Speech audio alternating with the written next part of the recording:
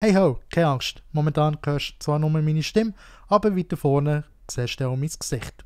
Auf jeden Fall war es einfach mein Anliegen gewesen, dass ich heute, am 11. September, am Morgen um 12:30 noch erwähne, dass ich endlich den Podcast fertig geschnitten habe. Juhu! Aber auch, dass sich rund ums Thema von Luke Mockridge sehr viel inzwischen hat. Der Podcast selber ist am 8. September 2024 aufgenommen worden. Aber wie gesagt, seither hat sich sehr viel getan, wo leider im Podcast nicht mehr vorkommt. Zum Beispiel hat sich der Matthias Mester, der deutsche Athlet, der ebenfalls wie ein kleinwüchsig ist, gemeldet und hat in seinem Post klargestellt, dass er nicht mit dem Luke Mockridge an dessen Programm hat mitgeschrieben. Auch in anderen Bereichen hat sich inzwischen sehr viel verändert. Du siehst, der Podcast ist das mal länger. Das hat einfach den Grund, dass ich sehr viel recherchiert bzw. auch sehr viel muss korrigieren, was im Podcast von «Die Deutschen» ist ausgesprochen worden. Beziehungsweise ist das mal auch ein sehr lehrreicher Podcast. Auf jeden Fall lehn dich zurück und schau einfach jetzt in meine Visage oder lass einfach meiner Stimme zu. Bis dann, ciao ciao. Salut zusammen und herzlich willkommen zu der 97. Folge. Ja, heute ist Sonntag, der 8. September 2024, wo ich das aufnehme, beziehungsweise die Folge hier. Und was ist so passiert? Ihr habt es vielleicht mitbekommen, Madame Ametti ist in den Medien, aber ich wollte mich eigentlich nicht dazu äußern, beziehungsweise, nein, ich würde dort nachher die falschen Wörter finden. Ich bin auch nicht so in der Politik drin. Wo ich aber mehr drin bin, ist beim Thema von Luke Mockridge. Vielleicht habt ihr es mitbekommen, Luke Mockridge ist wieder mal in den Medien, weil er einen Skandal am Haus hat. Ich habe jetzt heute den ganzen Tag damit verbracht, alles so richtig auseinanderzunehmen. Wirklich so minutiös das Video, das er eben da ist, wir reden gerade darüber, auseinanderzunehmen. Ich bin mir ehrlich gesagt wirklich so ein bisschen vorgekommen, als wäre ich ein Forensiker, der ja das kleinste Detail noch sucht, um das euch jetzt zu präsentieren. Was ist genau passiert? Der Luke Mockridge ist im Podcast Gast von «Die Deutschen», geführt vom Nizar, einem Comedian, sowie vom Cheyenne, Internetpersönlichkeit, Content Creator. Und ja, die zwei haben zusammen einen Podcast, haben schon andere Gäste auch eingeladen und jetzt eben vor 3 Wochen, am 15.8. ist das Video online gegangen, auch der Luke Mockridge. Dort werden wir jetzt einzelne Passagen durchgehen, also hört gerne rein, beziehungsweise legt euch sehr gerne zurück. Wenn ihr auch möchtet, sage ich euch natürlich ganz klar auch, von wo das sie sind oder das andere haben. Aber auf jeden Fall, eben, wenn ihr jetzt auch den Videocast würdet schauen, nicht nur den Podcast, nein, den Podcast, sondern auch den Videocast, also mit Video auf Spotify, YouTube, wo auch immer, dann könnt ihr in dem Sinne natürlich auch sehen, wie die 3 Herren dort dementsprechend reagieren. Und ich habe natürlich noch anders gefunden. Von dem her, mein Fazit natürlich der Gegenschluss, aber ich würde sagen, gehen wir zuerst mal rein. Und zwar fängt es an eben mit Luke Mockridge Nummer 448, also das ist die Podcast-Folge vom Nizar und vom Cheyenne, a.k.a. «Die Deutschen». Bei Punkt 2035 fängt schon mal an, und zwar mit folgender Aussage. Ich muss dem Luke in dem Sinn auch recht geben, dass es wirklich so ist, dass es halt wirklich viele Leute gibt, die für alle reden wollen. Klar, auch später kommen sie nochmal darauf zu sprechen, aber auch ich habe schon vielmals irgendwie so auch ein bisschen erlebt, dass Leute plötzlich für mich reden wollten. Also, ich weiss nicht, auf der einen Seite stellt man mir ja nachher wie, ja, der Sam kann nicht selber entscheiden, also entscheide ich für ihn. Oder man hat mich in dem Sinn nicht vorher gefragt. Und jetzt fange ich wieder an mit in dem Sinn. Ich hoffe, ich sage das heute nicht wieder zu viel. Aber ehrlich gesagt muss ich sagen, der Luke hat da recht. Es gibt wirklich viele Leute, die natürlich viel zu schnell sagen, hey, los, das geht zu weit. Dann los halt einfach. Ich meine, beim Oli Pocher ist es halt leider auch noch so, dass ich halt seine Aussagen völlig und gar nicht feiere. Aber es immer halt noch andere Leute gibt, die seine Show besuchen, die ihn feiern. Du kannst es nicht allen recht machen. Und da pflichte ich natürlich komplett dem Luke zu. Du kannst es nicht allen recht machen. Das ist wirklich schwierig. Aber ja, wie sind die Herrschaften überhaupt aufs Thema Paralympics gekommen? Da kommen wir jetzt dazu.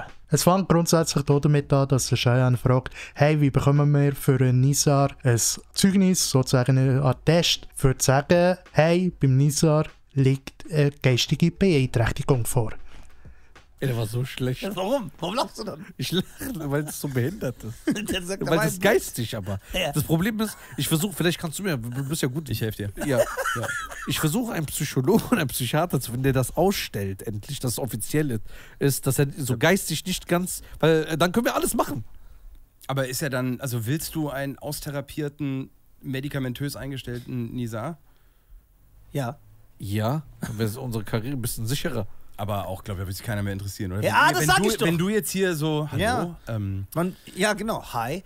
Übrigens wollte ich sagen, der DAX ist heute wieder gesund. Aber warte ja, mal. aber so mental, so Ja, Hotel Nizar. Also wenn Da muss ich sagen, es ist interessant, wie der Luke da die Frage aufgreift, beziehungsweise eben der Cheyenne fragt, willst du so einen medikamentös eingeschränkten Nizar? Wer zum Beispiel einen Flug über das Kuckucksnest hat gesehen, weiss, wie medikamentöse Behandlungen in einer Psychiatrie in dem Sinn da vonstatten geht, beziehungsweise wie ruhig natürlich nachher die Leute gemacht werden. Natürlich auch viele Menschen, die ein, sag ich mal, anzügliches Verlangen nach etwas haben, werden je nachdem auch so ruhig gestellt. Wo ich mich aber hier gerade ein bisschen gefragt, dass der Luke nicht mehr darauf eingeht, weil dann zumal, wo ja die Kontroverse um ihn ist gegangen, wegen seiner Ex-Freundin, hat er ja auch zugegeben, dass er in therapeutischer Behandlung ist gesehen und alles. Dort muss ich sagen, interessant, wie er es jetzt hier in dem Sinn aufnimmt, das Thema, wenn jemand geistig nicht zurechnungsfähig ist und medikamentös sollte behandelt werden, wie man da in dem Sinn wird vorgehen. Aber wo drin sieht der Cheyenne überhaupt den Vorteil? Also, wenn alle wissen, dass ein Nizar eine geistige Beeinträchtigung hat. Also, was genau ist der Plan? die Leute wissen, dass du wirklich geistig zurückgeblieben bist und Ja. solche Dinge sagst. Ne? Ja, dann passiert nichts mehr, das meinst du. Du willst so ein Ja, Schutzschild. Ja. Schutzschild. Aber würden dann die Leute sagen, ja, nee, dann ist ja jetzt der Arme? Nein, aber er meinte, wenn man mich wenn ich ja... Nein, der soll ja so bleiben. Das bringt ja Reichweite. Ja, so, das meine ich ja. Ja, der soll bleiben, aber nur, dass wir, wenn was kommt, dann kann ich sagen, ey, guck mal, Luke, reich mal das bitte deinem Rechtsschutzversicherer. Reich das mal bitte über deine Rechtsschutz ein, weil wir keine haben. so eine Behindertenkrankschreibung. Genau, So eine mentale weil dann sind wir Krankschreibung. sicher. Ja, und du bist dann auch sicher vor Shitstorms, weil wenn sich dann jemand über dich aufregt, kannst Ich du bin sagen, ein ey, willst du einen Behinderten beleidigen oder was? Entschuldigung. Genau. Ey, ja. Oder wenn du das auf X postest, Das ist Behindertenphobie. postet das jede 3 Tage. Ja. Dein Befund. Ja, genau. Ich bin geistig behindert. In meinen Augen macht es hier einen kleinen Unterschied zwischen, ist jemand geistig beeinträchtigt, schon seit der Geburt, oder liegt da irgendwie eine Beeinträchtigung vor aufgrund von einem Unfall. Was er da, oder der Nizar jetzt in dem Sinn da redet, sehe ich eher auf psychischer Ebene. Heisst, was sich je nachdem im Verlauf der Jahre könnte entwickeln. Und das mit dem ich bin geistig behindert, schon das sozusagen, oder eben, ich bin ein Behinderter, schon das sozusagen, finde ich, ja, sehr kritisch, sehr, sehr kritisch, dass man das in dem Sinne nachher so schaut. Und eben der Cheyenne sagt ja, nein, also ich will ja nicht, dass er normal ist, weil eben, so wie er ist, das bringt ja Reichweite. Er hat mich ja dann zumal eigentlich auch gesehen mit Gewitter im Kopf. Dort sind ja plötzlich die Menschen völlig, oder Zuschauerinnen und Zuschauer, völlig überrascht gewesen, so, was ist das Tourette-Syndrom und haben natürlich vor allem auch wegen dem sicher eingeschaltet. Ist auf jeden Fall meine Meinung. Jetzt gibt es ja auch gerade wieder eine Clique, wo eine Person drin haben, die Down-Syndrom hat, genau. Wo ich zwar muss sagen, die leben ja in Norwegen und alles gut und die schauen auch zu ihm, beziehungsweise die tun ihn, glaube ich, auch pflegen. Finde ich sehr, sehr cool, auf jeden Fall sehr, sehr coole Gäste. Ja, aber hier muss ich einfach sagen, kann ich echt nicht so abnehmen. Aber ja, gehen wir mal weiter, weil jetzt wird es interessant, denn jetzt geht der Luke Mockridge das erste Mal das Thema Paralympics ins Gespräch. Und wie es ein bisschen zu erwarten ist, der Nizar bringt gerade wieder ein bodenloses Beispiel. Auf jeden Fall, eben, schaut es auch. Okay, für das wir es hier in dem Sinne mal geklärt haben. Der Luke hat jetzt gesagt, er bringt das auch in seinem Programm. Ich weiss, viele Künstlerinnen und Künstler draussen, die leben von der sogenannten Kunstfreiheit. Heisst, dass man sehr viel in dem Sinn in sein Programm darf integrieren, ob es der Wahrheit entspricht oder nicht. Was ich jetzt hier natürlich das Problem finde, jetzt bei diesem Gespräch, ist, dass sehr wahrscheinlich der Nizar und der Cheyenne das gerade für wahre Münze genommen, sprich, dass sie auch denken, oh, so ist das also dann zumal gelaufen. So sind Paralympics entstanden. Nein, es ist nicht so entstanden. Ich kann es gerne erklären. Der Neurologe Ludwig Guttmann hat dann zumal Menschen in einer Klinik betreut im Zweiten Weltkrieg, die verletzt waren, also Veteranen. Er hat an die heilende Wirkung geglaubt, also für eine Rehabilitation, dass man dort Sport integrieren sollte. Heisst, Leute, die in diesem Sinn verletzt sind, eben Rückenmark, also die im Rollstuhl sind, dass man denen in diesem Sinn am besten helfen kann, indem man Sport in ihren Alltag integrieren. Später nachher hat es Stroke Mandeville Games gegeben. Und zwar am gleichen Tag, also 1948, hat er am gleichen Tag wie die Olympischen Spiele in London die Stroke Mandeville Games organisiert. Das war ein Sportwettbewerb, wo zu dieser Zeit 16 Rollstuhlfahrerinnen und Rollstuhlfahrer sind die dann zumal antreten im Bogenschiessen. Und man sagt, dass die Stroke Mandeville Games, ich habe es aufgeschrieben, für das ich es nicht falsch sage, dass die sozusagen wie der Vorgänger von Paralympics gelten. So, okay. Nachdem es eben regelmäßig immer wieder durchgeführt ist worden, hat natürlich der Wettbewerb auch internationale Bekanntheit erlangt. Heisst, dass nachher auch andere Länder da sind darauf aufmerksam worden, dass nachher 1960 in Rom die ersten offiziellen Paralympischen Spiele haben stattgefunden. So wie wir es plus minus heute kennen, haben dann zumal schon über 400 Sportlerinnen und Sportler aus 23 Ländern teilgenommen. Und eben, klar, seither hat es sich natürlich immer weiterentwickelt. Also ich weiss nicht, wie es dann zumal ist gelaufen. Schon von der Sicherheit her, ich weiss es nicht. Auf jeden Fall, das waren die Entstehungsformen von der Paralympik, also von den Paralympischen Spielen.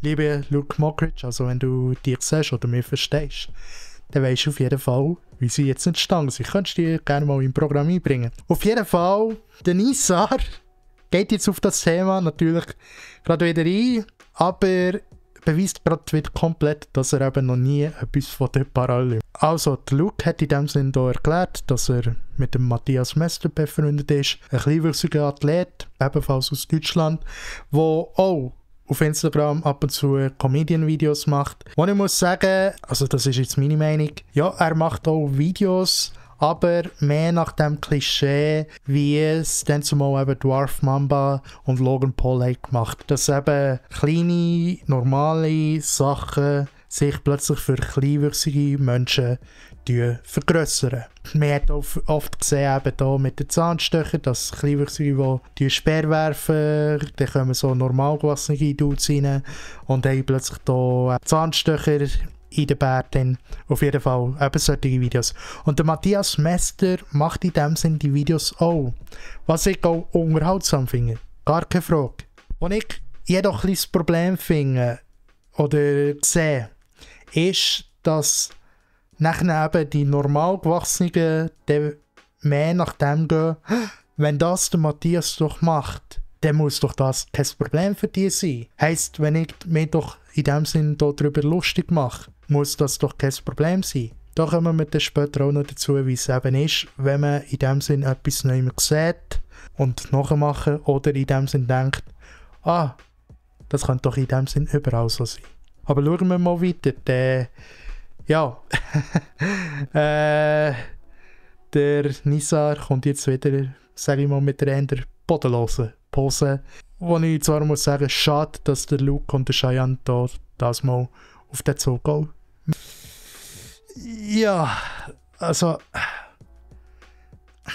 Ich meine, da haben wir 2 Comedians und Content Creator. Eben der Cheyenne ist, soweit man ist, kein Comedian, aber auf jeden Fall eben Nizar und der Luke sind natürlich Comedians. Ich habe zum Beispiel den Kommentar schon gelesen, dass der Luke ist ja ein Comedian, also ist es ja in dem Sinne sein Job, so zu sein. Ich persönlich muss sagen, es ist genau das gleiche Phänomen, das hier jetzt die Leute gesehen, wie dann zumal beim Geburtstag von einem Bekannten von mir. Und zwar haben dann 2, nicht Stand-Up-Comedians, 2 Kabarettisten sind auftreten, ein Kabarettistenbar, eine kleine Nummer gezeigt und haben nachher wieder gehen. Der Bekannte, der Geburtstag hatte, ist dann nachher dorthin und hat gesagt, hey, bleibt doch noch ein bisschen, trinkt noch 1, 2 mit uns, dürft gerne hier etwas essen, überhaupt kein Problem. Der Mann von dem Bärli hat nachher gesagt, liebend gern, nur können wir das nicht annehmen. Da werden jetzt vielleicht auch gerade sagen, ja, aber wieso, ist doch unhöflich oder so. Ich meine, wenn die Person schon Geburtstag hat. Nur dürft ihr nicht vergessen, die 2, das Bärli war verkleidet gewesen. Beziehungsweise hat man nachher, laut eben Herr, hat er gesagt, das Problem ist natürlich, wenn wir uns hier jetzt herhocken, hätten die restlichen Gäste von uns erwartet, dass wir weiterhin lustig sind. Weil, seien wir ehrlich, wenn ihr zum Beispiel jetzt einen Klon würdet buchen oder einen Klon würdet sehen, der da irgendwie eine Darbietung würdet machen, irgendwo, keine Ahnung, auf einem Geburtstag oder irgendwo bei einer Veranstaltung, wäre es doch sicher für euch auch nicht normal, ja, für Schlusszeichen, wenn die Person verkleidet als Klon nachher zu euch an den Tisch hocken und dort plötzlich ganz normal mit euch reden. Klar, es ist immer noch ein Mensch, wohlverstanden. Nur darf man nicht vergessen, die Person ist sozusagen immer noch, wieder Anführungsschlusszeichen, in der Arbeitskleidung. Also wenn ich einen Klon würde gegenüber von mir haben, ich kann das inzwischen schon ein bisschen gut trennen, weil ich halt auch schon in Showanimation bei denen sehe und ich weiss, okay, da verwandelt sich der Endmensch jetzt in einen anderen Mensch. Auch vom Charakter. Ein guter Bekannter von mir, der hat sich als Klon verkleidet und ist in die Disco rein und hat dort seine Rolle gespielt. Wenn er das nicht hat gemacht, dann ist er so gesehen wie du und ich. Vom, sag ich mal, Mindset her. Aber wenn er jetzt natürlich als Klon da weiter wäre gewesen, hätte er grundsätzlich immer die Rolle müssen weiterspielen. Und genau das, muss ich auch sagen, ist hier das Problem bei dieser Aussage. Hey, das ist doch ein Comedian, also hat doch der lustig sein, beziehungsweise dürfen doch die Witze machen bis am Bach runter. Nein, am Ende des Tages sind es immer auch noch Menschen. Jetzt das Nächste, was natürlich kommt, ist, dass der Cheyenne das Thema Zwerge werfen in den Raum wirft. Und ja, zu dem will ich dir auch gerade etwas sagen.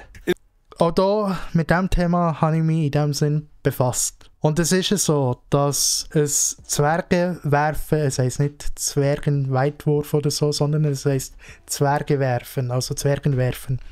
Und das Gute oder der positive Aspekt ist in dem Sinn bei dem oder bei dieser Disziplin, dass es kleinwüchsigen Menschen ein Grundeinkommen gibt. Das heisst, dass Menschen, die kleinwüchsig sind und eben sich dort wegschiessen, dass die damit auch Geld verdienen, wo sie ihren Unterhalt finanzieren können. Das ist Fakt. Das Ding ist, Cheyenne hat recht, es ist verboten worden. Jedoch ist es nicht verboten worden von einfach nur normalen, gewachsenen Menschen oder eben so Menschenorganisationen. Nein, es ist auch von Menschen mit Kleinwuchs selber gefordert worden, dass man in dem Sinn damit aufhören würde. Die merke ich gerade wieder, ich sage wieder öfters in dem Sinn. Auf jeden Fall hat es auch einen Zwischenfall gegeben, und zwar in England, weil der Peter Dinklage, kennt ihr vielleicht kennen ihn die besser aus Game of Thrones. Auf jeden Fall, er hat dann zumal in seiner Rede plötzlich den Namen Martin Henderson hineingebracht. Ebenfalls ein Schauspieler, hat Kobold gespielt in Harry Potter, dort in der Bank von Gringotts. Auf jeden Fall hat er seinen Geburtstag gefeiert in einem Pub, ist nachher raus und dann ist ein Rugby-Fan gekommen, hat ihn gepackt und voll am Boden gerührt. Also auf Blatt Boden. Geht mal vor die Tür, wenn der Mann aus der Tür geht. Schaut einfach mal, wie hart der Asphalt ist. Stellt euch jetzt einfach mal vor, dass ihr noch kürzere Gliedermassen habt. Kürzere Arme, kürzere Beine. Ihr seid nicht so schnell wieder am Boden mit den Beinen oder mit den Armen.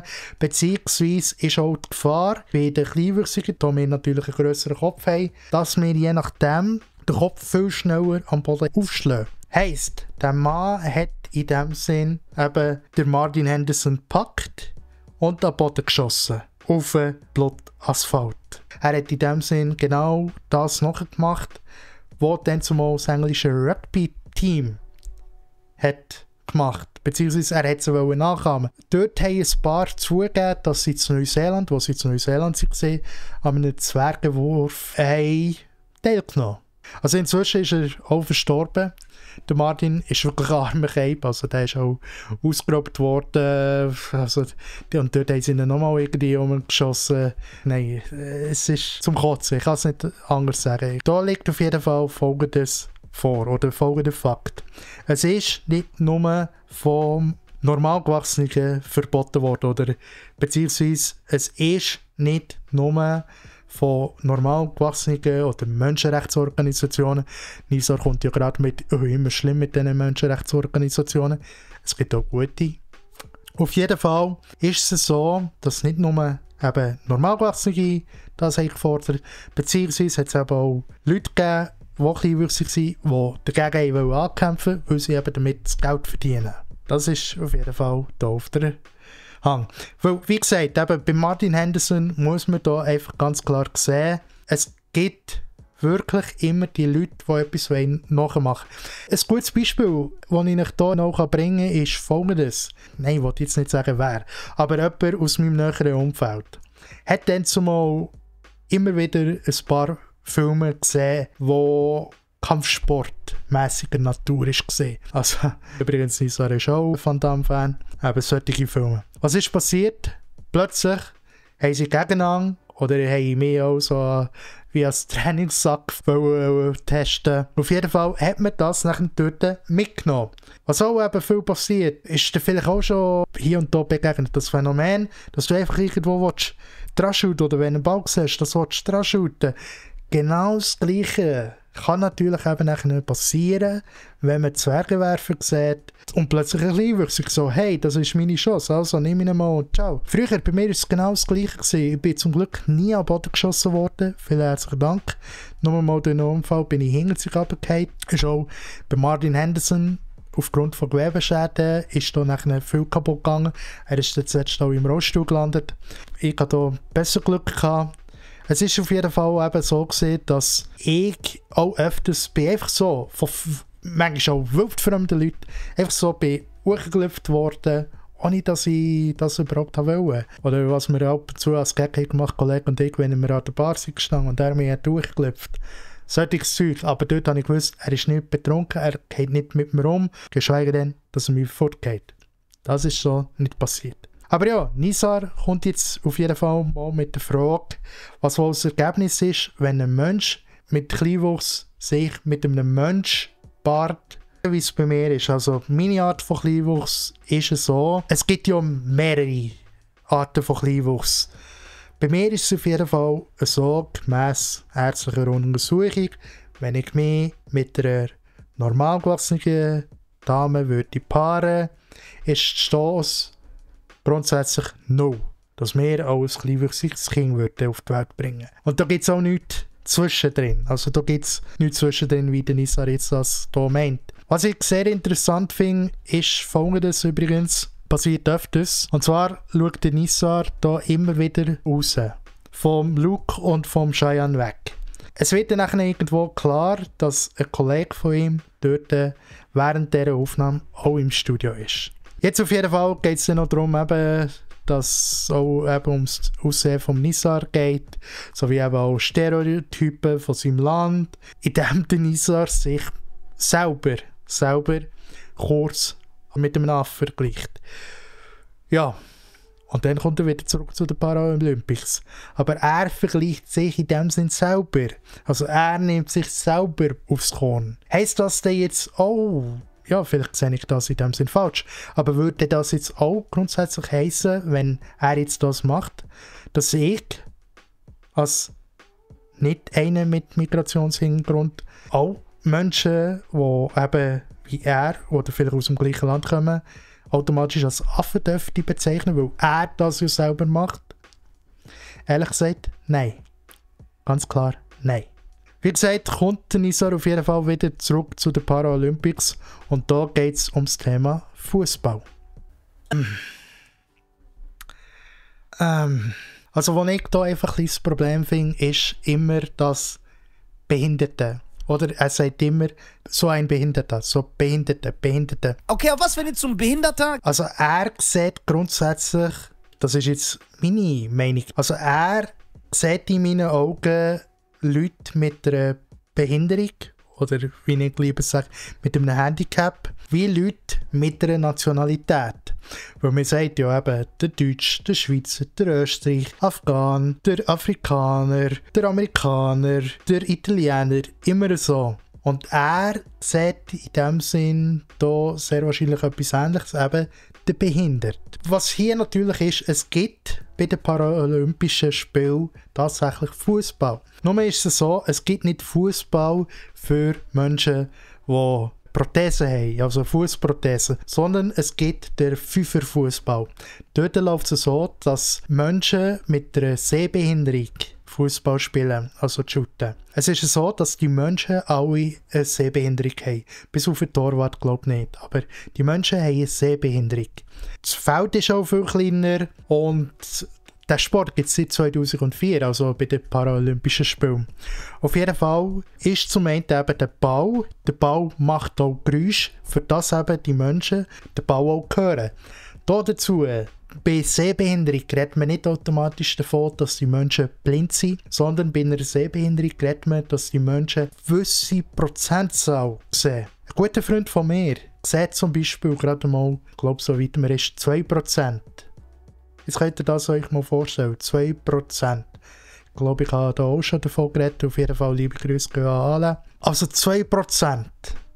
Wie viel siehst du gerade? Wie weit siehst du? Und jetzt stell dir vor, du siehst nur 2% davon. Und eben das Ding ist bei diesem Fußball, dass dort Leute alle noch mit einer undurchlässigen Brille die Augen zubekommen, also nicht verbunden, also sie haben Brillen an, wo sie wirklich gar nichts mehr sehen. Dass es eben fair ist, dass wenn zum Beispiel die eine Person mit einer Sehbehinderung ein bisschen mehr sieht, als die andere, dann wäre es in dem Sinne schon ein bisschen unfair. Was natürlich die drei auch ein bisschen weniger sehen, oder sagen wir es vielleicht so, der Luke sieht es vielleicht noch.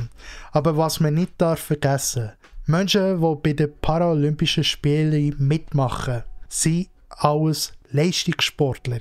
Ich zum Beispiel hätte jetzt, glaube ich, keine Chance gegen einen kleinwüchsigen Schwimmer, einen Speerwerfer, Kugelstösser oder sonst irgendwie in einer anderen Disziplin, weil ich nicht die Leistung habe, weil ich nicht die Kondition habe, weil ich nicht das Training habe. Das ist einfach mal Fakt, wo man hier auch ganz klar auf den Tisch legen sollte vor diesen drei Herren. Der kleine komische Tisch, den sie dort haben, den ich auch nehmen würde, dementsprechend. Wie gesagt, man darf nicht vergessen, paralympische Teilnehmerinnen oder Teilnehmer sind Leistungssportler. Das sind nicht einfach mal, wie der Nizar jetzt sagen, Behinderter? die mal ein bisschen an die Olympiade. Überhaupt und gar nicht. Also ist jetzt eine Vermutung, dass es so wird sein. Ich wollte ihm da nichts ins Maul legen. Aber gehen wir weiter. Auf jeden Fall geht es jetzt darum, dass der Luke auf den Matthias Mester zu reden kommt, der ein Kollege von ihm ist. Für ihn eben die Witze vom Luke okay sind. Aber lasst es selber. Aber ich habe mit Matthias... Einig. Da bin ich wirklich mit dem Matthias einig. Es ist wirklich so, dass wir nicht Mitleid in dem Sinne wollen. Was auch oftmals der Fehler gemacht wird. Mal, es ist wirklich ein Fehler, der hier oftmals begangen wird. Und zwar, wenn sich normal gewachsene Menschen mit uns, Menschen mit Kleinwuchs, unterhalten. Also ich nehme an, es ist auch genau das Gleiche mit Menschen, die im Rollstuhl sind. Auf jeden Fall ist es für uns nicht gerade angenehm, wenn eine normal gewachsene Person plötzlich auf die Knie runtergeht. Also ihr kennt es vielleicht, Leute, die Kinder haben, dass die immer so runtergehen und sagen, ja, lass jetzt mal, Vreneli, das ist nicht so gut, das könntest du besser machen oder du könntest dich verletzen, sodass darauf hinreden. Wir fühlen uns da durch, wenn normal Erwachsene das machen. Auch so fast wie, dass wir von den Menschen mit normaler Grösse angeschaut werden wie Kids. Klar, es gibt viele Leute, die in dem Sinn uns so anschauen wie Kids. Auch der Alain, den ich vorhin angeredet habe, ist schon von vielen nicht wirklich in meinen Augen als Erwachsener angeschaut worden, obwohl er gleich alt ist wie ich. Wohlverstanden. Aber er ist von vielen auch schon, oh hier, er ist so herzig und so. Und dort höre ich einfach so das wie früher bei mir, wenn es irgendwie aber so ein bisschen, sage ich mal, zu einem Flirt mit einer Frau ist gekommen und sie plötzlich gesagt, du bist so eine Herzige. Habe ich genau gewusst, da ist das herzig wie herzig Hundebaby, herzig kleines Kind, auf jeden Fall das herzig und nicht herzig à la ich mag dich auch oder ich könnte mir auch etwas mit dir vorstellen. Das ist auf jeden Fall das, was bei uns Kleinwüchsigen grundsätzlich ein No-Go ist, oder auf jeden Fall bei mir. Da verstehe ich auf jeden Fall den Matthias. Eben das Mitleid. Ja, lassen wir auf jeden Fall mal weiter. Was jetzt natürlich da ganz klar jetzt gesehen ist Folgendes, und zwar, dass der Luke grundsätzlich schon längstens aus dieser Thematik raus will. Jedoch kommt aber dann wieder der Nizar direkt mit einem neuen Joke. Auch für Cheyenne wird es langsam ein bisschen unangenehm. Schaut, dass der Luke nicht gerade eingestanden ist für Matthias. Klar, aber er kennt in dem Sinne ja den Matthias näher. Aber man sieht dementsprechend schon, dass er jetzt auch gerade sehr empfänglich ist für den Joke vom Nizar. Weil der Button, der auf dem Tisch liegt oder wo eben der Cheyenne und der Nizar haben, wenn man dort drauf drückt, dann kommt nachher die Aussage, da distanziere ich mich ganz klar von der Aussage vom Nizar. Die wird dort in dem Sinn abgespielt. Das ist in dem Sinn das oder die kontroverse Folge, wo da alle drüber reden momentan. Oder keine Ahnung, ob sie am Mittwoch noch darüber reden, wenn die Folge jetzt hier rauskommt. Mein Fazit zu dieser Folge jetzt hier ist folgendes. Es ist falsch. Es ist wirklich falsch, dass man hier einem Luke, grundsätzlich nur einem Luke, die Schuld gibt. Viele haben es gemerkt. Viele haben gesagt, hey, die anderen sind ja nicht gerade besser. Da darf man nicht nur einem Luke in dem Sinne die Schuld geben. Weil Nizar und Cheyenne, oder vor allem eben der Nizar, haben ja immer wieder neue Jokes reingeholt, beziehungsweise reingeschossen. Der Luke hat ganz klar rausgewählt. Ich weiss vielleicht auch nicht, ob es aufgrund vom letzten Skandal von Luke er da ein bisschen zurückhaltender ist. Auch ab und zu sagt er im Podcast, zum Beispiel bei der Zahl 69, dass er sich da vorgenommen hat, nicht mehr oder sich dazu zu äußern. Was mir aber ist jetzt zu Augen gekommen, heute, als ich die Recherche gemacht habe, ich glaube, der Luke selber hat plus minus das Ganze ein bisschen reflektiert. Er hat ja auch ein Statement hochgeladen, kommen wir dann später noch dazu. Aber Nizar und der Cheyenne, die haben ja eben zusammen den Podcast, die Deutschen. Und dort schauen wir auch gerne mal rein, weil bei der Folge 451, also ein paar Folgen später, also gerade mal 3 Folgen später, muss ich so sagen, geht es wieder ums Thema Menschen mit Handicap. Ja, schauen wir mal dort rein. Und da wären wir eben jetzt bei der Folge «Würdest du daten, wenn?» Also Nummer 451 von «Die Deutschen», a.k.a. Nizar und Cheyenne. Entschuldigung. Auf jeden Fall geht es bei der 19. Minute oder 1942 schon mal darum, wo der Nizar fragt, lass jetzt selber mal, was er für eine Frage stellt. Würdest du eine Frau heiraten, die vom Hai angebissen wurde? Das ist schon mal eine sehr interessante Frage, sage ich mal. Die der Nizar hier schon wieder stellt. Und vor allem eben mit dem Lächeln so, sag mir die Antwort, Cheyenne. Ja, und das Gespräch geht folgendermaßen weiter. Kommt darauf an, was hat sie denn? Der fehlt ein Fuß.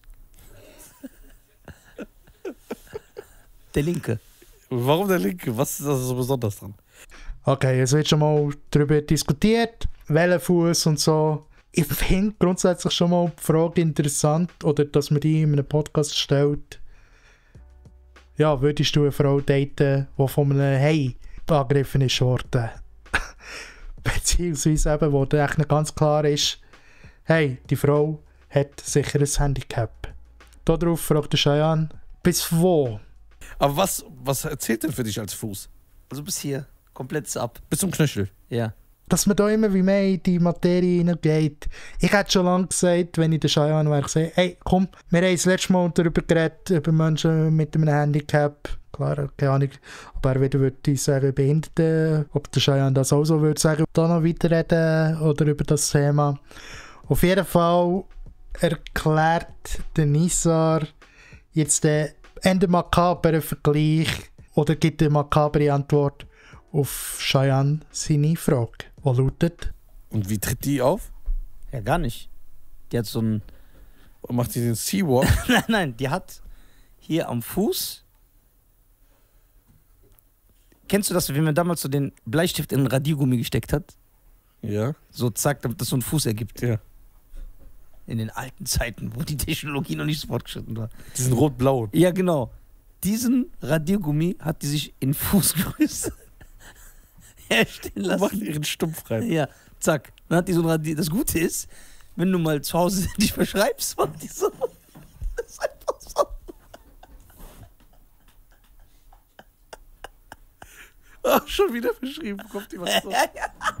Okay, für alle, die den Videocast nicht sehen. Es ist ja so, dass der Nizar jetzt in dem Sinn sagt oder erklärt, was genau sie für eine Prothese hat. Dass man sie in dem Sinne so könnte vergleichen, wie wenn du einen Bleistift in einen Gummi steckst, gibt ja die Gesten, oder haben wir früher, ja klar, haben wir natürlich auch gemacht. Wir haben 2 Bleistifte in dem Sinn in einen Radiergummi oder in 2 Radiergummi reingesteckt und haben dann so da, wie als hätten wir so kleine Füße. Und er vergleicht das in dem Sinn, beziehungsweise er erklärt dementsprechend eine Frau, die den Cheyenne sollte daten oder überhaupt wird heiraten, die ein solches Handicap hat. Und der Cheyenne erklärt jetzt natürlich, ob oder warum er so eine Frau nicht wird heiraten.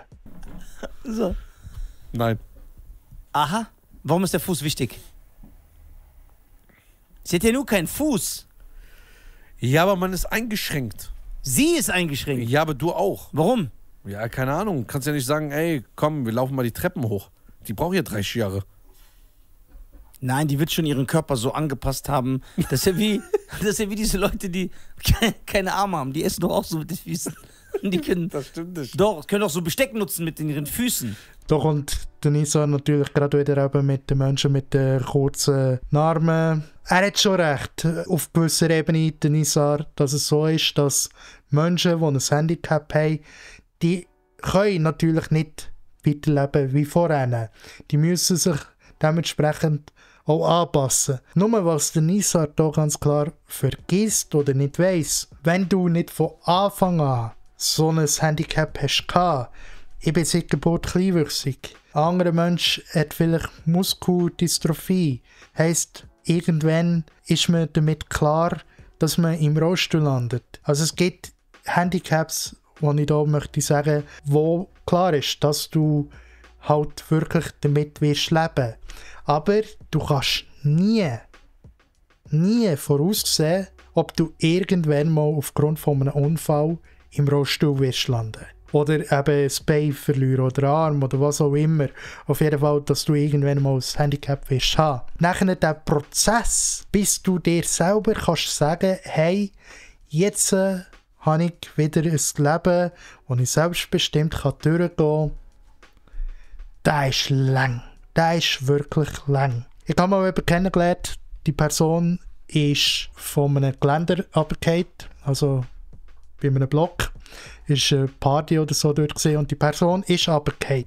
Das Ding ist jetzt natürlich gesehen, dass die Person halt so ist gefallen, dass sie querschnittgelähmt ist gesehen. Dadurch. Die Person ist nicht damit klargekommen. Die Person ist nicht damit klargekommen. hat nachher am Ende dazu geführt, dass die Person Tablettenmissbrauch hat begangen. Also nicht bis zum Ende aus, aber immer für sehr wahrscheinlich eben, weil man mit der Situation nicht ist klargekommen, hat man Tabletten zu sich genommen. Sogar Freundinnen von mir mussten Tabletten verstecken. Extra für sie, für die Person. Niemand kann sich das in dem Sinn vorstellen. Auf jeden Fall kommt jetzt, sage ich mal, eine falsche Aussage. Meiner Meinung nach. Warum man Menschen oder warum man solche Menschen nie würde kennenlernen. Achtung, gut zulassen. Nee, also was heißt eingeschränkt? Das wäre ja oberflächlich, Ja. wenn man die nicht nehmen würde. Genau. Aber man lernt die ja gar nicht kennen. Weil? Ja, weil die Leute mit so Einschränkungen, die haben ja so einen ganz anderen... Freundeskreis. Also, Die hängen nur mit Behinderten rum. Okay, die Aussage die ist in meinen Augen wirklich wieder gefährlich. Also, ja, die merken vielleicht gerade, ich bin gerade ein bisschen... Auf jeden Fall ist es nicht so, dass Menschen, die ein Handicap haben, nur mit anderen Menschen zusammenhängen, die ein Handicap haben. Das wäre ja weit die gleiche Aussage, die man ab und zu sagt über Menschen aus dem asiatischen Raum, dass sie nur zusammenhängen oder abhängen mit Menschen aus dem asiatischen Raum und nicht mit anderen Menschen. Das sagt man ja sehr oft, wo man ja auch sagt. Das ist ganz und gar nicht so. Cheyenne, seine Aussage, ja, ich werde solche Menschen ja nie kennenlernen, ist falsch. Ein späteres Beispiel zeigt auf jeden Fall eben, wie weit man da informiert ist. Auf jeden Fall ist es so, dass viele Leute mit einem Handicap, die hängen nicht nur mit Leuten ab, die auch ein Handicap haben, sondern die Menschen, die eben ein Handicap haben, sind meistens auch Menschen, je nachdem, es gibt verschiedene Personen, kommt auch auf die Psyche drauf an, aber die sind eher zurückgezogen. Ich weiss noch, dann zumal bei meiner Dokumentation habe ich mit dem Regisseur geredet und er hat mir gesagt, hey, als ich die Recherche gemacht habe über das Thema Kleinwuchs, ist mir plötzlich aufgefallen, wie viele Menschen hier überhaupt in der Schweiz leben. Wie viele Menschen allein der Verein hat. Warum sieht man aber die Leute nie? Und dann habe ich gesagt, schau, es kann grundsätzlich mit dem zusammenhängen, wie bei mir früher. Und zwar war es bei mir früher so gewesen, dass ich am liebsten nur drinnen war. Ich kann nicht raus wollen, ich habe andere Kinder gemieden, weil sie halt mich immer angeschaut, immer mit dem Finger auf mich gezeigt und alles. Und das verleitet dich in dem Sinn wirklich dazu, dass du dich zurückziehst. Das verleitet dich dazu, dass du halt wirklich mehr mit dir beschäftigt bist, weder mit anderen. Und irgendwann hat es dann halt eine Person in meinem Leben, mein Stiefvater, der mich hat gepackt, nicht so wie beim Zwergenwerfen, aber er hat mich gepackt und einfach mal bei uns im Wohnblock rausgehauen. Okay, das ist jetzt natürlich auch gerade wieder brutal. Nicht aus dem Fenster, sondern einfach vor die Tür geschossen hat. Er hat mir keinen Schlüssel mitgegeben. Er hat einfach gesagt, schau, der Dunge sind die Kids am Spielen, geh dort raus, zack, bumm, die Tür ist zugegangen. Mir ist nichts anderes möglich gewesen, weder tatsächlich mal dort raus. Und ich kann euch sagen, ich habe dort sehr coole Leute kennengelernt.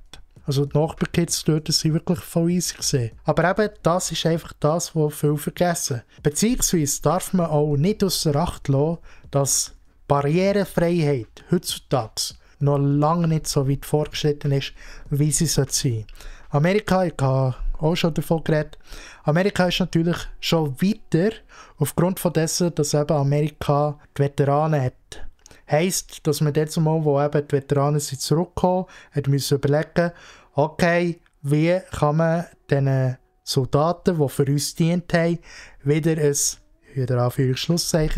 normales Leben garantieren.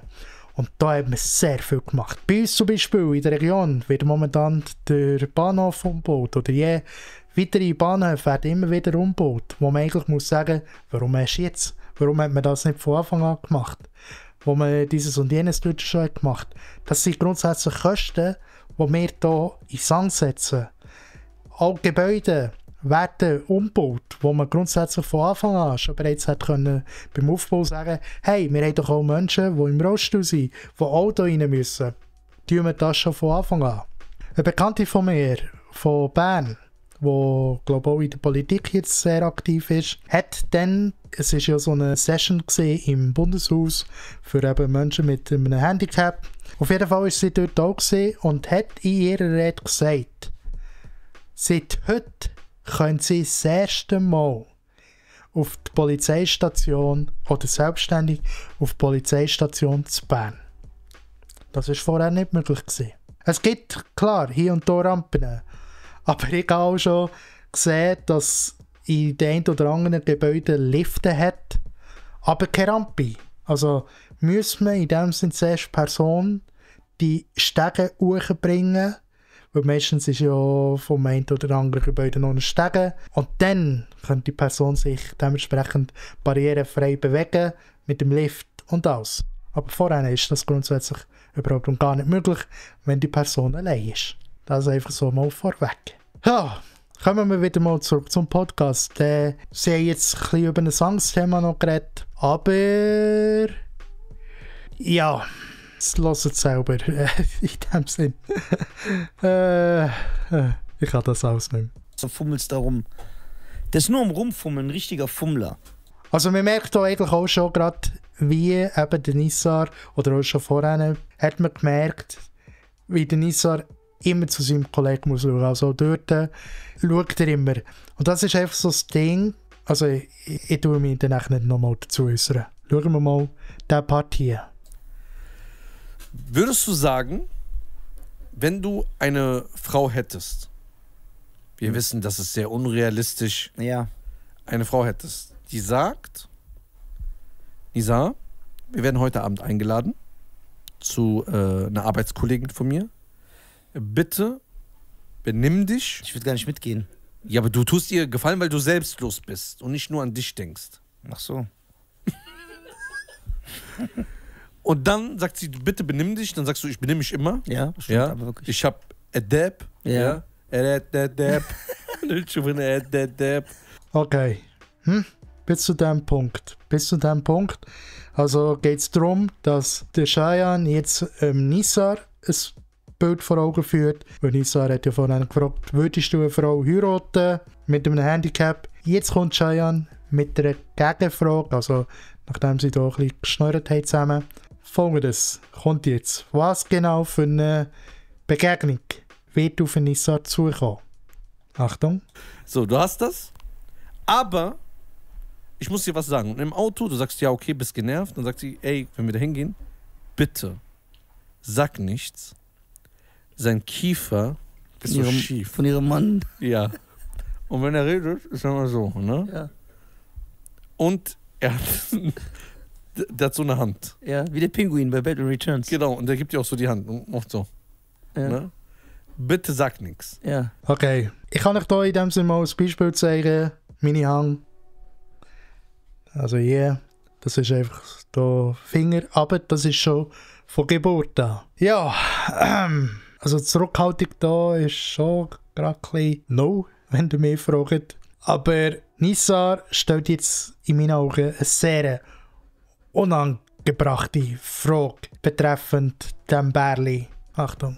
Bitte sag nichts. Ja. Und er kommt, ist ein selbstbewusster Kerl. Ja. Ihr kommt da an, die Frau Arbeitskollegin sagt, ah, schön. Auch Aber mal die Frau ist normal? Ja, Aber wieso ist sie dann mit dem zusammen? weil sie sich aus Liebe in ihn verliebt hat. Ein Typ mit so einem schiefen Kiefer. Ja. Wie soll das gehen? Wie soll das gehen? Die achtet nicht so auf Und Äußeres. wir halten die Händchen, wenn der so fingert? Keine Ahnung, so. Okay, ja, das ergibt Sinn. Das gibt Sinn, ne? Huckleberry Finn. Was ich da noch interessant finde, ist, wie der Cheyenne da auch mehr drauf geht, im Vergleich, wo der Luke noch da ist gesehen. Im Vergleich zu der Folge, die vorher ist aufgenommen wurde. Wie sehr er da jetzt auch drauf geht. Eben schon dort, wo er hat erklärt, mit der Hang, dass er auch sich selber schnell kaum zurückheben und muss lachen. Aber die Frage vom Nizar, ehrlich gesagt, ich glaube, siehst, genau deswegen haben sich eben Leute oder mal, tun sich Leute mit einem Handicap sehr zurückhalten.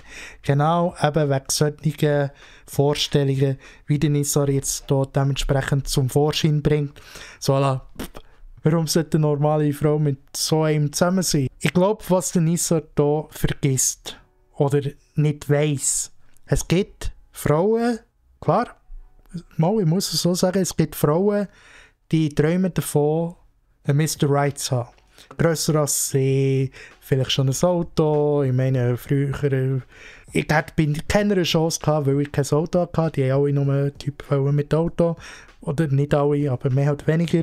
Aber ich habe schon normal gelassene Freundinnen gehabt. Das ist nichts Neues. Aber dann nachher nicht zu fragen, warum ist denn die mit ihm zusammen? Ich glaube, er wäre so eine Person, das ist jetzt eine Mutmaßung, wohlverstanden. Aber ich glaube, er wäre eine Person, die sehr wahrscheinlich, wenn die Frau dementsprechend jetzt ihm würde gefallen und dort würde sagen, hey, bist doch lieber mit mir zusammen, was willst du mit so einem? Ich könnte nicht gut dort drin sehen in dieser Rolle. Aber da muss man sich natürlich nicht verwundern, dass sich eben Leute mit einem Handicap eher zurückhalten, wenn sie sehen, wie eben Menschen nachher denken, so à la, hey, das kann doch gar nicht funktionieren. Aber es kann funktionieren. Geht zum Beispiel mal in einen Verein von kleinwüchsigen Menschen. Wie viele Leute dort eine Person in ihrem Leben haben, als Partnerin oder Partner, die normal gelassen sind. Dort, wo ich die Lehre gemacht habe, hat es Pärchen gegeben, die nicht beide ein Handicap hatten. Das gibt's. Aber ja, wie bei den Paralympics sieht man da, man ist nicht sehr weit im Thema oder in der Materie. Man denkt vielleicht, dass man weit drinnen ist man aber leider nicht. Auf jeden Fall eben, der Nizar trifft jetzt auf ihn und eben, was würde er machen? Was würde der Nizar jetzt machen, wenn er eben auf den Herr mit schiefem Kiefer und eben spezieller Hang trifft? So. Und jetzt guckt der Mann dich an, der so...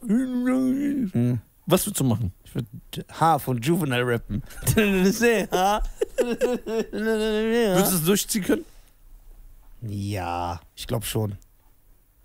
Ja? Ja, du kannst es nicht. Nee, ich würde lachen. Du musst ja echt lachen. Aber warum ist er so? Das muss man ja erstmal verstehen. Ist er so wegen seiner eigenen Dummheit? Nee, der hat sich mal erschreckt als Kind. Dann ist er so geblieben. Ja. Aber wieso werden dann die Finger so? Yeah. Also, der hat sich so darüber aufgeregt, dass die Finger irgendwann so geworden sind. Das ist doch voll die Schwachsinn-Story. Aber ich glaube, beide sind wirklich nicht in der Materie. Der Luke, der ist jetzt auch eingeladen worden, auf jeden Fall von einem Verein, wo er eben auf Leute trifft, die ein Handicap haben. Ich muss sagen, finde ich gut. Auf der anderen Seite muss ich aber auch sagen, warum laden wir nicht auch die zwei ein? Also der Cheyenne und der Nizar. Warum laden wir nicht die zwei ein, die sehr viel Benzin ins Feuer haben geschossen? Während dem Gespräch mit dem Luke, sowie auch jetzt, was sehr viel Benzin ins Feuer hat geschossen. Die Vorstellung jetzt vom Cheyenne, eben wie die Person hat zu dem schiefen Kiefer und der Hang sollen kommen, finde ich einfach nochmal abartig, ehrlich gesagt. Ich finde es wirklich abartig. Der Luke hat ja jetzt auch ein Instagram-Reel hochgeladen zu seinem Statement. Also er hat das Video hochgeladen, wo er eben über Menschen mit dem Handicap redet.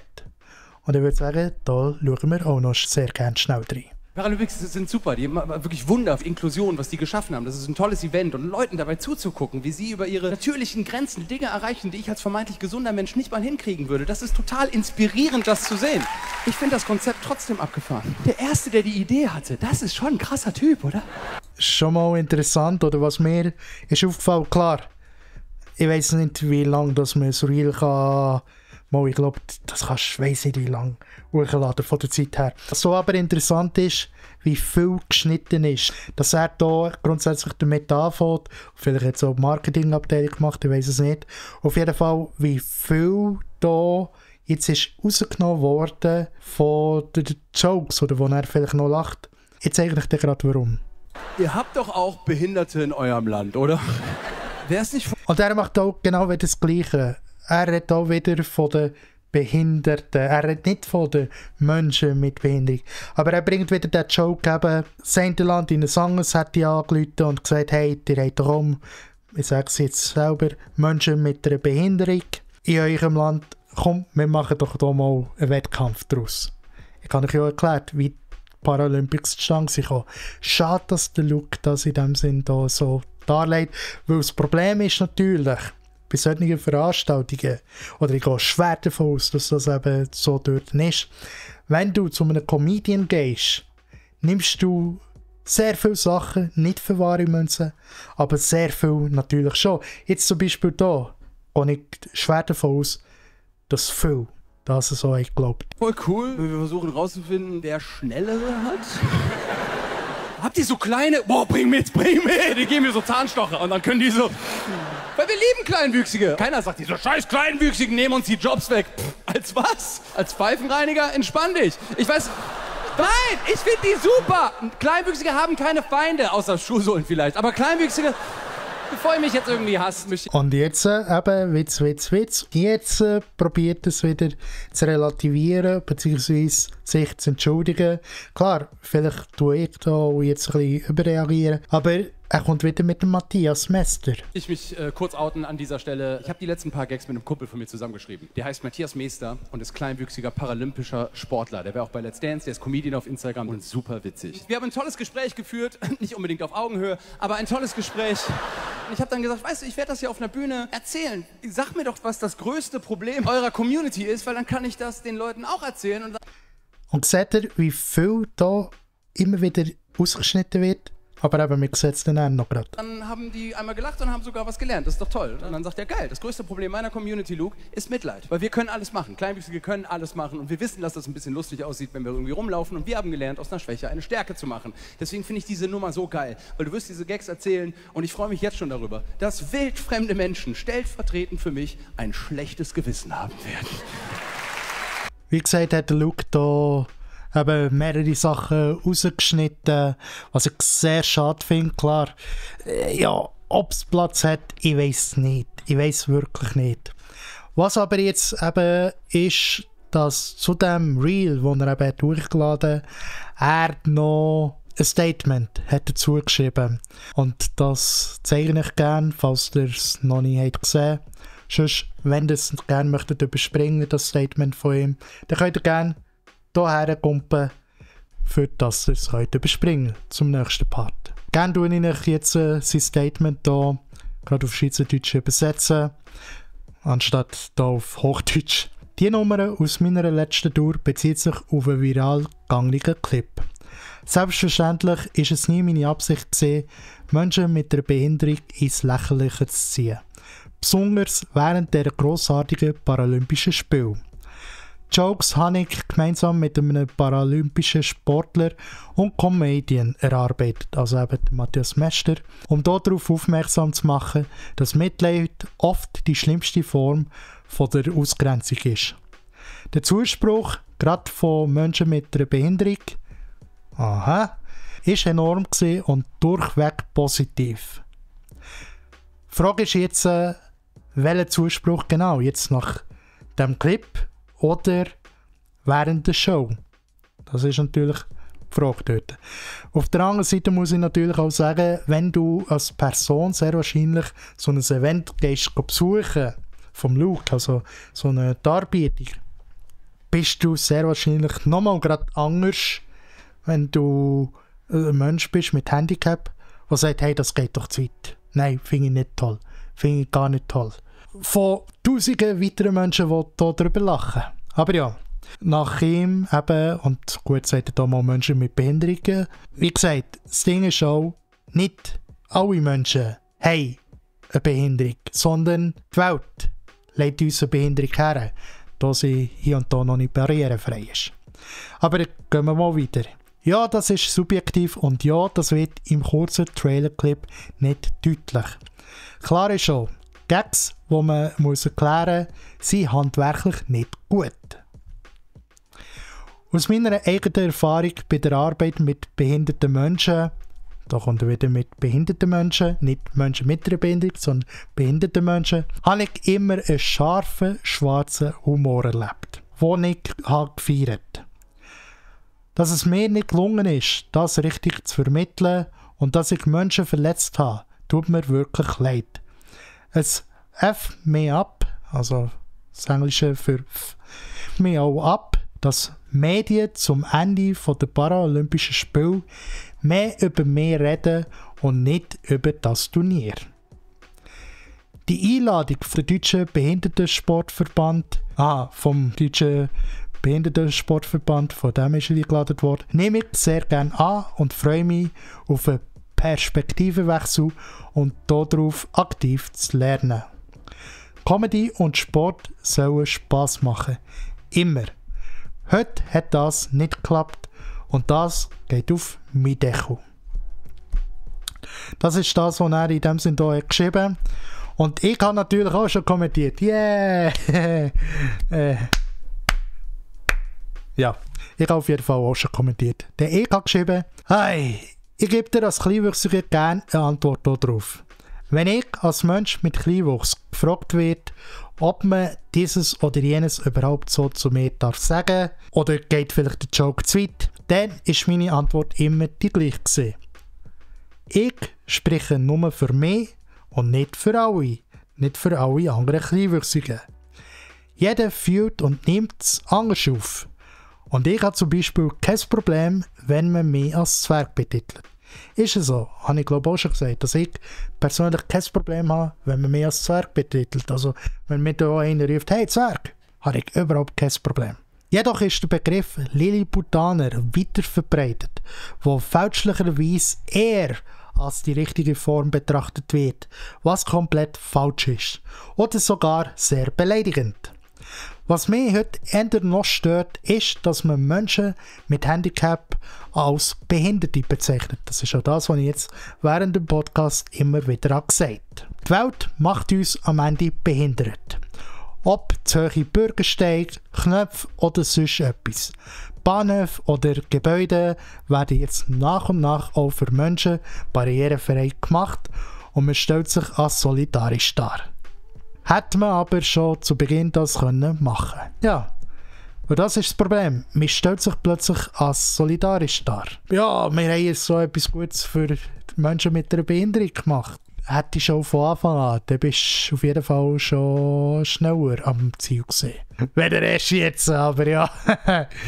Ja. Einfach mal so in meinen Kopf behalten. Was ich jetzt natürlich auch gesucht, weil ja der Luke da sehr viel geschnitten hat, also in diesem Video da, ist gesehen, übrigens, das müsst ihr euch nochmal schnell anschauen, 13'000 Likes und 14'000 Kommentare auf seinem Reel. Wenn man hier hergeht, 1334, gut, ich habe gesehen, kommentiere jetzt überall genau wegen dem Thema, 4000 Likes, 320 Kommentare, 70'000 Likes, 1296. Aber nochmal, 14'000 Kommentare. Das ist wirklich eine Ansage. Aber ja, wie gesagt, eben, ich habe das Video gesehen und da gedacht, hey, wo gibt es das ganze Video, dass ich sehe, was dazwischen noch ist passiert. Leider habe ich kein Video gefunden, da er dort ja eben viel geschnitten hat oder die Marketingabteilung viel geschnitten hat. Aber was ich habe gefunden, ist ein anderes Video. Und ich würde sagen, das schauen wir uns zum Schluss auch noch an. Es ist eine Aufnahme, wo eine Zuschauerin oder ein Zuschauer, die in Nürnberg ist aufgenommen wurde, und zwar am 17.06.2023 ist er in Nürnberg mit seiner Show Trippy, und das Video ist hochgeladen worden am 28.08. Was eigentlich sehr spät ist, wenn schon am 17.06. Entschuldigung, mir beißt gerade an der Nase. Wenn schon am 17.06. aufgenommen wurde. Aber ja, gehen wir schnell rein, und zwar eben nur einzelne Parts, nicht alles. Aber auf jeden Fall ab dem Part, wo er eben darüber redet.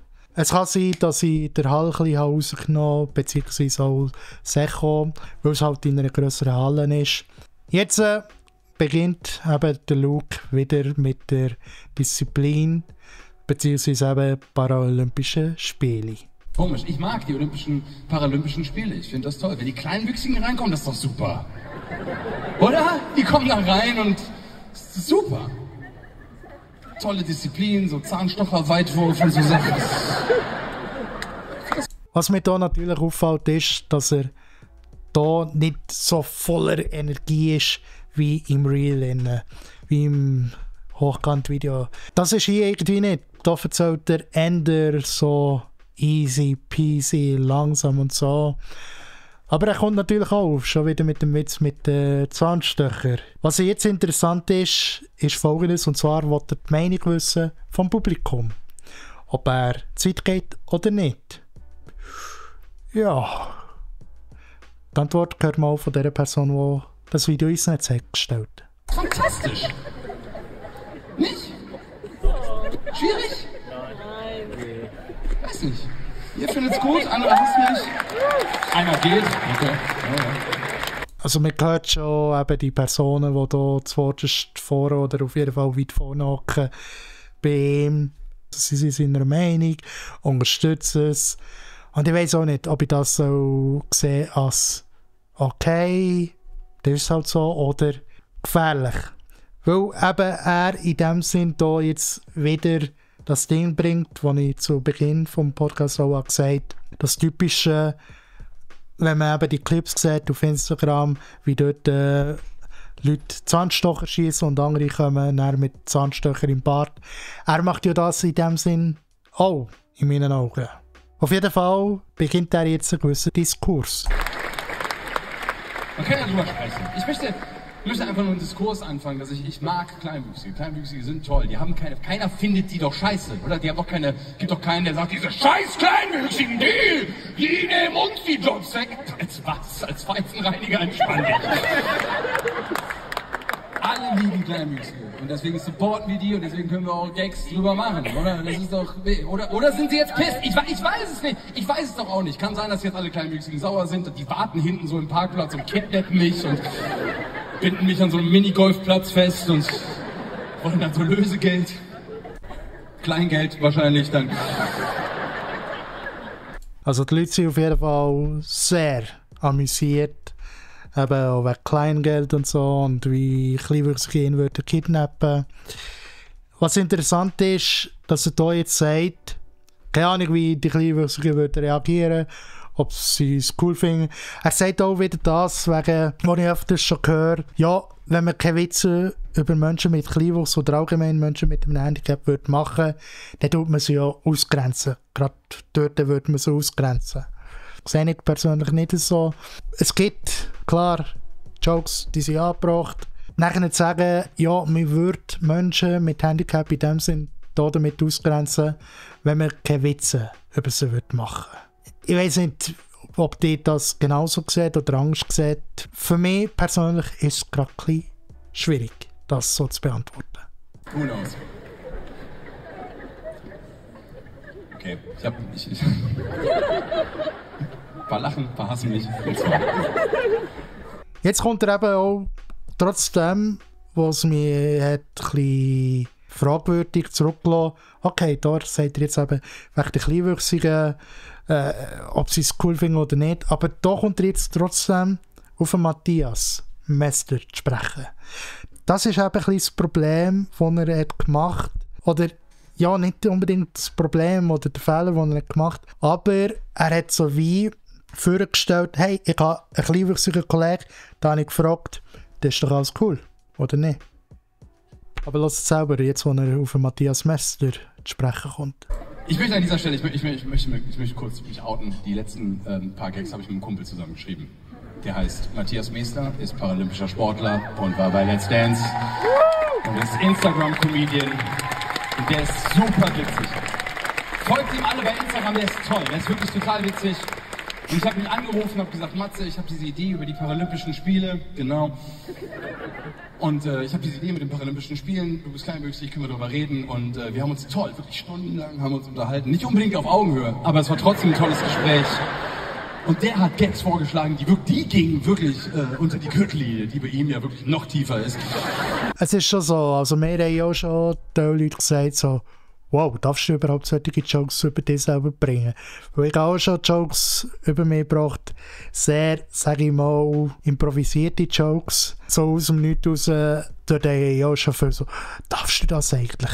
Und ich weiss auch nicht, ob das eben auch viele Leute sind, die je nachdem eben jedes Gramm ein bisschen auf die Waage liegen oder nicht. Aber klar, eben, ich glaube, wenn du selber, genau wie der Nissar und der Cheyenne grundsätzlich sicher auch über ihre Nationalität Witze können machen, wissen die ja am besten, was in ihrer Nationalität alles abläuft. Sprich, sie können dort noch mehr rausziehen, wenn jemand, der gar nicht davon betroffen ist. Heisst, jemand, der zum Beispiel keinen Migrationshintergrund hat, kann sicher nicht die gleichen Gags bringen wie jemand, der es hat, über das Thema Leute mit Migrationshintergrund. Genau das Gleiche finde ich eben auch bei Leuten, die ein Handicap haben. Dort können Leute, die das eben nicht haben, sicher nicht die gleichen Witze machen, wie eben die Leute selber, die ein Handicap haben. Das ist einfach mein Eindruck. Aber ja. Und es ging wirklich hin und her. Und ich habe ihn dann irgendwann mal wirklich gefragt, so, ey, Matze, wie ist das, die kleinwüchsigen Community? Ich habe das Gefühl, jede marginalisierte Gruppe hat sich in den letzten 2 Jahren zu Wort gemeldet, hat zu Recht gesagt, wir wollen mitbestimmen, wir wollen mal mitreden. Und man hat sie aktiv in die Gesellschaft inkludiert, was ja toll ist. Aber von den Kleinwüchsigen habe ich nichts gehört. Geht's euch gut? Haben wir euch übersehen? Was ist los? Das Ding ist halt, eben hier macht er immer gerade wieder auf Ernst, aber auch gerade wieder einen Joke. Und das ist sehr wahrscheinlich eben dort vor allem ausgeschnitten worden bei den Reels. Er fragt in dem Sinne ja jetzt auch. Also von euch Kleinwüchsigen hat man ja da in dem Sinne nichts mitbekommen. Und das ist eben auch das, was ich euch vorhin auch gesagt habe, wo mich der Regisseur hat gefragt, hey, als ich gesehen habe, wie viele Kleinwüchsige da sind, warum sieht man euch nicht so? Genau eben aus dem Grund, dass man sich mehr zurückhaltet. Weil, glaubt mir, es macht keinen Spass, wenn ihr vor eure Hütte geht und die ersten Personen schon bereits mit dem Finger auf euch zeigen. Also ich habe da in dem Sinne das Glück, ich wohne nicht irgendwie voll in einer Stadt oder so, aber ich kann mir vorstellen, wenn du als kleinwüchsige Person oder Mensch allgemein mit einem Handicap lebst, wo nicht der Norm entspricht, Anführungszeichen, und so rausgehst, dann kommt das sicher ganz, ganz schnell vor, dass man mit dem Finger auf dich zeigt. Und ich rede nicht nur von Kids. Er redet nicht nur von Kids, die hier mit dem Finger auf die zeigen. Nein. Er redet auch von Erwachsenen. Weil klar, auch Erwachsene wissen meistens nicht, wie man damit umgeht, wenn Kinder hier mit dem Finger auf uns Kleinwüchsige oder Menschen mit einem Handicap zeigen. Ich kann nicht, ob ich das mal erzählt habe, als ich mit meiner besseren Hälfte einkaufen. Es sind hier 2 Kids, 2 Mädchen rumgeschlichen, ich glaube Zwillinge. Die sind immer um das Regal, gerade in der Abteilung, wo wir waren, sie sind so hinten, unten durch und haben so vorgeschaut. Und die Mutter von denen hat sie plötzlich beide gepackt. Nicht so wie beim Zwergenwerfen, wenn wir wieder bei diesem Thema sind. Aber sie hat sie gepackt, zu mir geschleift und gesagt, so, jetzt seht ihr, der Mann, der macht euch nichts. Und ich und meine bessere Hälfte sind einfach so durchgestanden, so, wie bitte? Was? Hä? So gehen die Eltern anscheinend damit um. Aber eben, was hat der Matthias jetzt da als Antwort gegeben? Er hat auf jeden Fall schon mal einen sehr guten Anhaltspunkt gebracht. Und zwar sagt er, wenn er für alle darf reden. Und er sagte, nee, das ist schon richtig. Wir Kleinwüchsige, unsere Community, also wenn ich mal für alle sprechen darf, es gibt eigentlich kein Problem. Der größte Feind unserer Community ist Mitleid. Und deswegen liebe ich jetzt diese Nummer, weil stellvertretend für mich werden Tausende von wildfremden Menschen stellvertretend für mich ein schlechtes Gewissen haben. Und das finde ich super lustig. Also eben, so sieht es jetzt natürlich aus. Also das, was er eigentlich schon vorhin hat gesagt, im Real wegen Mitleid. Das ist wirklich, da stimme ich Matthias ganz klar zu. Was wir nicht wollen, ist ganz klar Mitleid. Wir wollen einfach ein barrierefreies oder unbeschwertes Leben. Das ist ganz klar. Das ist einfach das, was zählt. Ja, mein Schlussfazit ist da ganz klar, dass man nicht allein den Luke darf auf einen Scheiterhaufen fallen, oder dass man da in dem Sinne jetzt ihn müsste canceln. Oder eben, dass man wieder die Heugabel vornimmt und sagt, ja, genau wie letztes Mal, hat da jetzt wieder einen Skandal, der Comedian darf nicht weitermachen. Also ganz klar muss ich hier als Schlussfazit sagen, der Luke ist da nicht selber verantwortlich. Der Luke ist da einfach in einer Diskussion gesehen, wo so gefährlich ist gesehen, dass er sich halt beim einen oder anderen hat mitziehen und auch hat mitgemacht. Aber er ist nicht der einzige Schuldige in dem. Ich weiß auch nicht, warum habe ich zum Beispiel jetzt heute, also gestern ist ja die Diskussion aufgekommen, gestern am Samstag, am 7.9., warum ist die Folge vom Nizar und vom Cheyenne noch online? Warum ist die noch online? Warum sind auf TikTok die Clips immer noch online? Weil es natürlich rendiert, vor allem eben jetzt. Jetzt schmeckt es vor allem sehr, sehr gut, weil der Look gerade das Thema ist und man natürlich die Videos dementsprechend erst richtig kommentieren und schauen und alles. Genau wegen diesem Part, weil der Look in den Medien ist gesehen. Ich finde es wirklich schade, dass man hier jetzt vor allem den Look an Pranger stellt und nicht auch den Nizar und den Cheyenne. Wo ehrlich gesagt muss sagen, der Nizar vor allem sehr weit vorne sollte stehen und man ihn mal sollte sagen, hey, sorry, aber das, was du da hast gebracht, oder eben mit der Geste, mit der Pose, das geht gar nicht. Auf jeden Fall hat es Konsequenzen für den Luke Mockridge. Sat.1 hat jetzt hier «Was ist in der Box?» eine neue Sendung rausgebracht, die, glaube ich, am Donnerstag hätte ich anlaufen. Vorerst auf jeden Fall halten sie die jetzt zurück, also die ist schon abgedreht. Ich nehme an, Ihnen steht es weniger, die Gage ist da sicher schon draussen. Was meint ihr zu dieser ganzen Thematik? Lasst es mich doch sehr, sehr gerne in den Kommentaren wissen. Und ich würde sagen, bis zum nächsten Mal. Macht's gut, vielen herzlichen Dank, lasst gerne ein Abo da. Und bis dann. Tschüss zusammen.